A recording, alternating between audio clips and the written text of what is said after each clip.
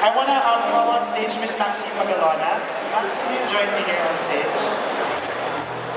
Might as well for I Major wanna Artist. ask, kasi si Max, kung hindi nyo alam, talagang certified Hello Kitty fan. On the shoot. One time I saw Hello Kitty cards, pinicturean ko talaga using my BlackBerry, and I really BBM'd it to her. Sabi ko, Max, you have to check out this car. It's made out of Hello Kitty.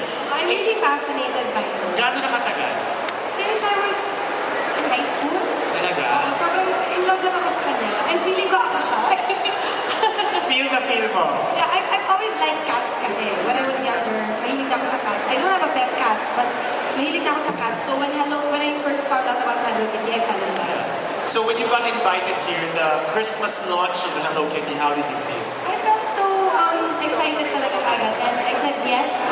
No need to think. Sabi ko, I have to be the And she's so excited, she Instagrammed the photo Oh, already. and look, even her watch, her shoes. Shoes.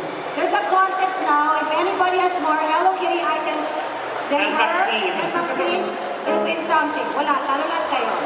Alright, thank you so much, Max. And of course, to the Max, the Magalona family, thank you for being here and for joining the Hello Kitty. And we have